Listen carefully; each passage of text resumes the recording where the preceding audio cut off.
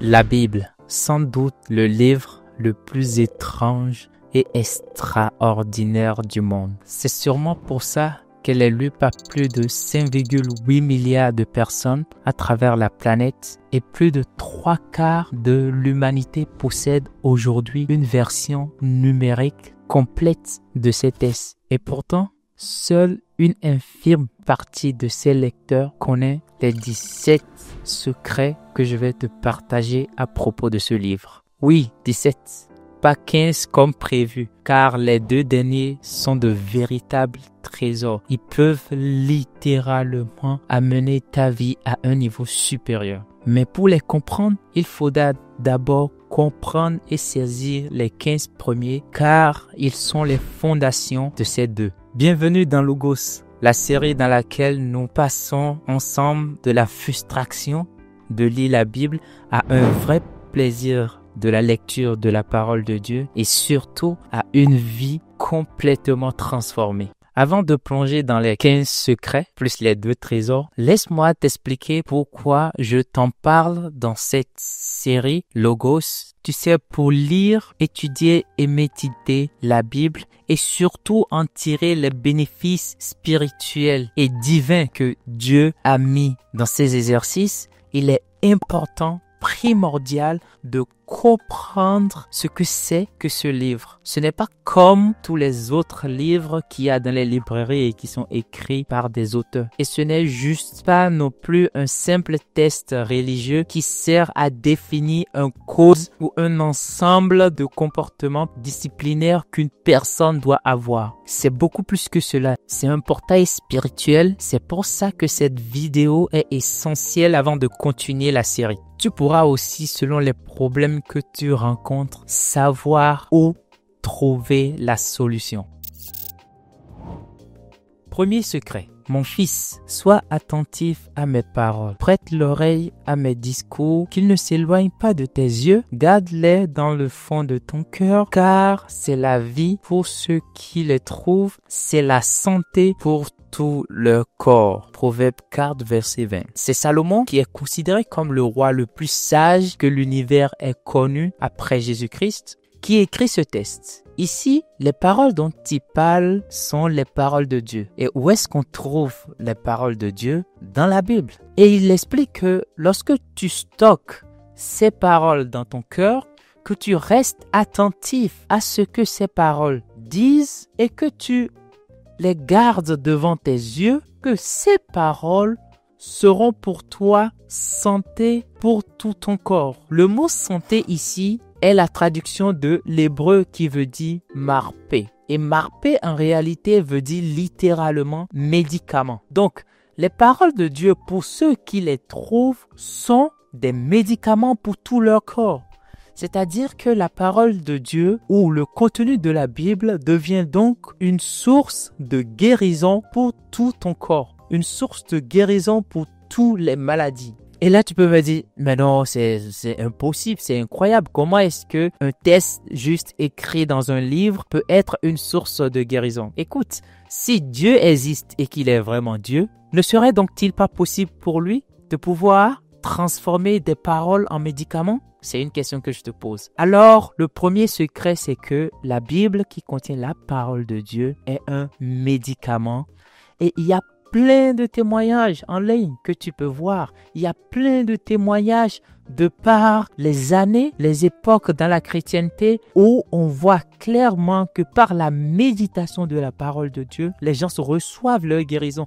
Par la proclamation de la parole de Dieu, des personnes atteintes de maladies graves, trouvées comme incurables par la médecine au travers de la méditation de la parole de Dieu, sont guéries. Donc, la parole de Dieu, la Bible, est un médicament spirituel. Mais n'oublie pas, il y a un petit détail dans ce test. Le test dit que la Bible, la parole de Dieu, devient un médicament pour ceux qui le trouvent. C'est vraiment ça la clé, pour ceux qui trouvent ces paroles de guérison qu'il y a dans la Bible. Et il dit aussi dans Psaume 170, verset 20, il, en parlant de Dieu, envoya sa parole il les guérit. Il les fit échapper de la fosse. Donc, Dieu envoie sa parole et sa parole a eu la capacité de guérir. Donc, non seulement ça a été expérimenté au travers des années, il y a plein de témoignages en ligne, mais ici, même dans l'expérience des Juifs, Dieu a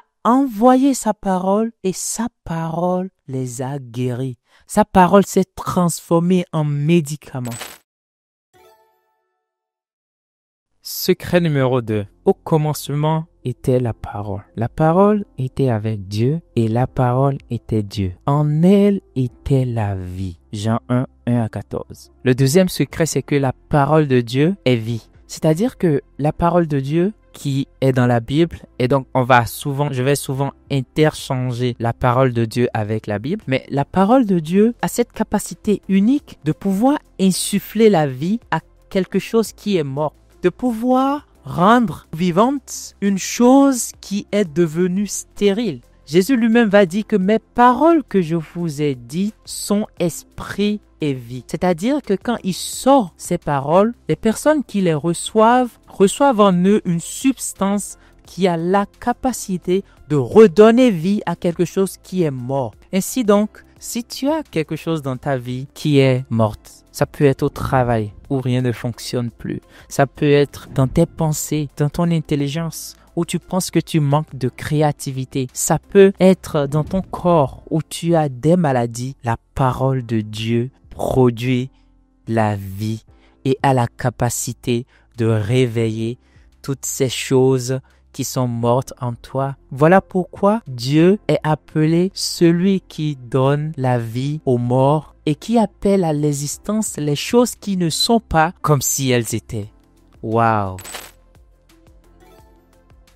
Troisième secret. Dans le secret précédent, nous avons vu que la parole de Dieu est vie. Et le verset qu'on a lu dit que cette vie était la lumière des hommes. Ça veut dire aussi que la parole de Dieu est lumière. Elle a cette capacité de t'éclairer, d'apporter de la lumière et de la clarté dans les zones d'ombre que tu peux avoir autour de toi. David, par le Saint-Esprit, va dire alors à Dieu, « Ta parole est une lampe à mes pieds et une lumière sur mon sentier. » C'est-à-dire que la parole de Dieu serait donc comme un GPS spirituel. Dès que tu ne sais plus dans quelle direction aller, dès que tu ne sais plus où passer, la parole de Dieu va venir comme un projecteur, apporter de la lumière dans l'obscurité, dans la confusion que tu es en train de vivre et te permettre de savoir où aller, de savoir quelle étape prendre. Voilà pourquoi il est important et extraordinaire de vraiment consacrer du temps à la parole de Dieu au travers de la lecture, de l'étude et de la méditation qui est l'objectif de notre série. On passe au prochain secret. Les paroles que je vous ai dites sont esprit et vie. C'est ce que Jésus a dit. Donc, la parole de Dieu est spirituelle. Cela veut dire que ce n'est pas juste de l'encre qui a été inscrite sur du papier. Non, les paroles de Dieu ont une substance spirituelle et invisible. C'est vrai que ce qui est spirituel ne va pas être visible, mais elle a une substance spirituelle. Elle est visible dans le monde spirituel et elle a un impact. Les paroles de Dieu. Ainsi, lorsque tu lis la Bible, tu ouvres en réalité une fenêtre sur le monde invisible. L'encre que tu es en train de lire est comme une sorte de portail qui te donne accès, au travers de la compréhension que tu peux en tirer, accès à un monde derrière qui est invisible. C'est ce que ça veut dire, les paroles de Dieu sont spirituelles, car les choses qui sont spirituelles et qui sont dans le monde spirituel sont invisibles à l'œil nu. Voilà pourquoi la Bible paraît étrange à ceux qui ne croient pas et qui ne sont pas chrétiens. Parce que c'est une parole d'une autre nature. Tu imagines des paroles qui ont le potentiel d'apporter la guérison, la provision et la paix. C'est extraordinaire. Et cela est possible exactement à cause de cette nature spirituelle intrinsèque qu'a la parole de Dieu, donc la Bible. Mais du coup, tu peux me demander si c'est spirituel et invisible, comment cela arrive-t-il à avoir un impact physique sur le corps, par exemple, d'une personne qui peut être guérie ou au niveau de l'âme où tu peux ressentir la paix intérieure, ou au niveau de la provision divine. Et c'est là où c'est intéressant parce que l'apôtre Paul va nous donner une révélation où il dit que par la foi, nous comprenons que le monde a été créé par la parole de Dieu. Rectification, les mondes ont été créés par la parole de Dieu de telle sorte que les choses qui sont visibles ont été créées de choses invisibles. Donc la parole de Dieu a donc cette capacité unique depuis le monde spirituel de pouvoir impacter le monde naturel et créer, provoquer des choses dans notre réalité métaphysique. Waouh, waouh. Nous avançons tranquillement vers nos 2 plus grands secrets, mais il y a encore certains secrets qu'il faut comprendre. Donc on va continuer avec notre 5e secret. Ce secret va se baser sur le précédent où on a dit que la parole de Dieu était spirituelle. Chose qu'il faut savoir, c'est que ce qui est spirituel est généralement invisible. Et dans 2 Corinthiens 4, verset 16, l'apôtre Paul, conduit par le Saint-Esprit, va dire « Les choses visibles sont passagères, mais les choses invisibles sont éternelles. » Et l'apôtre Pierre va rajouter que l'herbe sèche, la fleur tombe, mais la parole du Seigneur demeure éternellement. Donc, la parole de Dieu, le contenu de la Bible est éternel. Jésus lui-même va confirmer cela en disant « Le ciel et la terre passeront, mais mes paroles ne passeront point. » Alors tu peux me dire « Ok, d'accord, c'est éternel, mais en quoi est-ce que c'est important ou intéressant ?» En effet, cela signifie que les paroles qui sont écrites dans la Bible sont aussi efficaces dans le passé qu'elles le sont aujourd'hui. Parce que ce sont des paroles qui sont hors du temps. Je te donne un exemple. Quand Jésus-Christ va voir le paralytique et va lui dire « Lève-toi et marche ». Cette parole a été dite de sa bouche il y a 2000 ans. Mais parce que cette parole est éternelle, tu peux toi, aujourd'hui, parce que cette parole est éternelle, c'est une parole qui est en dehors du temps. Elle n'est pas limitée par le temps. Donc c'est une parole que toi, aujourd'hui, tu peux être en train de lire dans la Bible. Lève-toi et marche. Et comme c'est éternel, tu peux rentrer dans cette parole. Qu'est-ce que ça veut dire? Ça veut dire que par la foi, tu peux lire cette parole et dire, si la parole est éternelle et que Jésus dit, lève-toi et marche, qui est en dehors du temps et qui est invisible, donc ça peut s'appliquer à moi. Alors, si j'ai des problèmes de douleur de pied et que je ne peux pas me lever parce que je suis estropié ou malade au pied, par la foi, je peux saisir cette parole qui est éternelle, donc qui n'est pas limitée dans le temps, et cette parole peut automatiquement s'appliquer à moi aujourd'hui, comme elle peut s'appliquer à quelqu'un en 2063. Et donc, c'est au travers de la foi que je peux saisir cette parole qui est éternelle et la rendre réelle et active dans ma vie aujourd'hui. Donc, imagine combien de choses extraordinaires tu peux découvrir dans la Bible. Et comme ces choses sont en dehors du temps, tu peux te les approprier par le mécanisme de la foi et vivre ce qui a été écrit il y a plus de 2000, 4000 ans dans le passé. Waouh, waouh, gloire à Dieu, c'est extraordinaire. Et on va passer au prochain secret. Tu connais sûrement la parabole du semeur. Et si tu ne connais pas, je te propose de le lire. C'est dans Luc 8, 4 à 15. Mais Jésus va dire au verset 8, « Voici ce que signifie cette parabole. La semence, c'est la parole de Dieu. » Et voilà donc notre 6e secret. La parole de Dieu est une semence. La parole de Dieu est considérée comme une semence et la terre dans laquelle cette parabole est semée est le cœur de l'homme. Si tu sèmes un noyau de mangue, tu obtiendras un manguier. Si tu sèmes des pépins de pommes, tu obtiendras naturellement un pommier. De la même façon, si tu sèmes la parole de Dieu dans ton cœur, qu'est-ce que tu obtiendras? Tu obtiendras ce dont cette parole parle. Je vais te donner un exemple. Si on prend la parole de Jésus quand il dit « Tout ce que vous demanderez au Père en mon nom, il vous le donnera ». Si tu prends cette parole, que tu l'entends et que tu gardes cette parole dans ton cœur et que tu médites sur cette parole, Cette parole a en elle la vie, les substances nécessaires pour pouvoir produire en toi les fruits de ceux dont elle parle.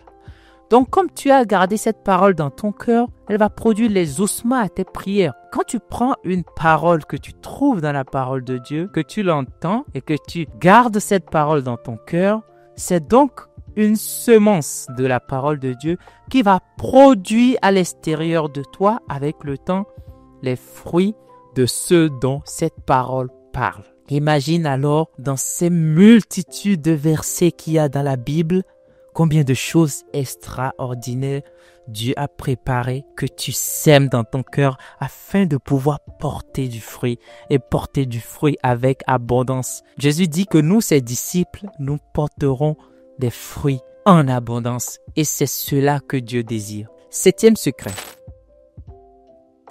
Toute écriture est inspirée de Dieu. C'est l'apôtre Paul qui va écrire à son fils spirituel et qui va lui dire « Toute écriture est inspirée de Dieu ». Le mot « inspiré » dans ce verset vient du grec « théopneustos » qui tire son origine de deux mots, c'est-à-dire « théos » qui veut dire Dieu et « pneo » qui veut dire souffle. Autrement dit, la Bible est le souffle de Dieu ou la Bible contient le souffle de Dieu. Et nous allons voir ensemble ce qui se passe quand Dieu souffle sur quelque chose. Dans Genèse 2, verset 7, l'Éternel Dieu forma l'homme de la poussière de la terre. Il souffla dans ses narines un souffle de vie et l'homme devint un être vivant. Donc, ce que nous voyons ici, c'est que le souffle de Dieu, quand Dieu souffle dans l'être humain, qui était en fait une sorte juste de corps inerte, ce corps a pris vie et est devenu un être vivant et donc est animé comme je suis animé aujourd'hui dans cette vidéo. Donc de la même façon, la parole de Dieu étant souffle de Dieu et ayant cette capacité de vie, on l'a vu précédemment, lorsque tu la prends, cette parole, c'est comme si Dieu soufflait en toi en fait.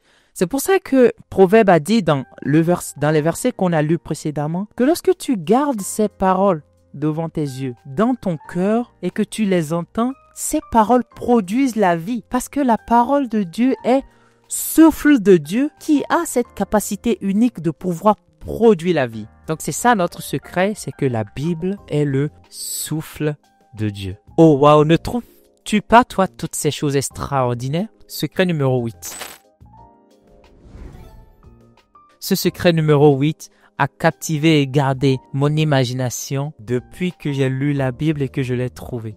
C'est extraordinaire. Dans Galates 3, verset 8, il est écrit « L'Écriture, prévoyant que Dieu justifierait les païens par la foi, a d'avance annoncé cette bonne nouvelle à Abraham. » Ici, tu vas remarquer, l'Écriture, qui est en fait la parole de Dieu, la Bible, est considérée comme un agent vivant. Il est personnifié et il est dit de lui que l'Écriture, suis-moi bien s'il te plaît, qui est censé être quelque chose d'inerte, prévoyant quelque chose dans le futur, donc prévoyant que Dieu ferait une action, a décidé dans le passé d'annoncer à un homme qui est Abraham l'évangile. Donc, c'est comme si la parole de Dieu, donc la Bible, n'était pas juste un texte inscrit et retraduit dans plusieurs langues.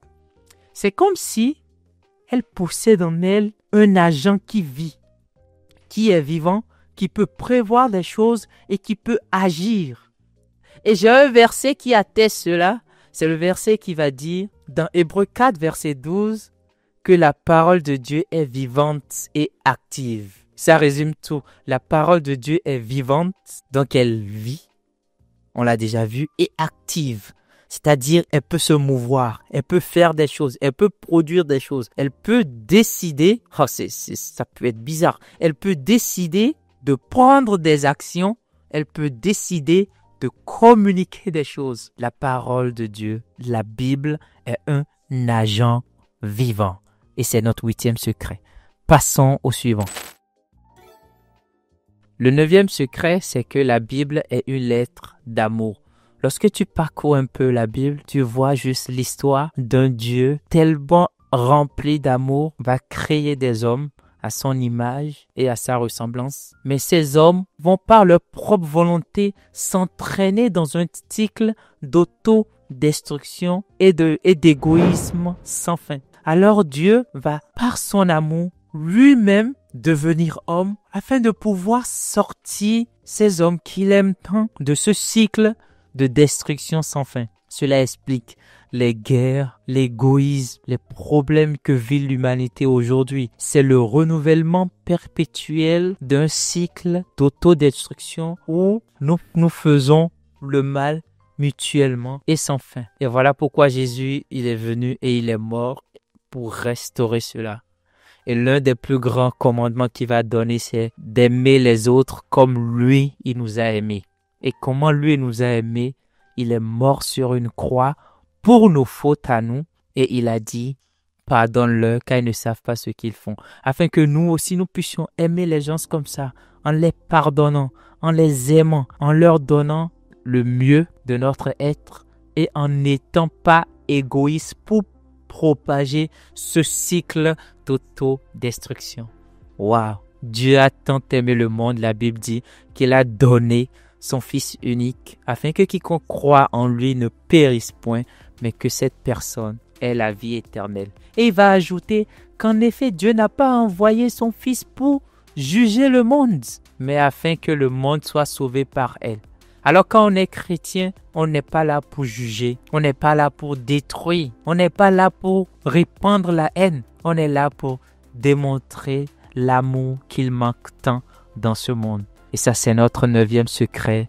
La Bible, c'est une lettre d'amour où on voit comment le Dieu qui a créé les cieux et la terre a démontré son amour pour les hommes jusqu'en allant lui-même à la croix pour les sauver. 10e secret,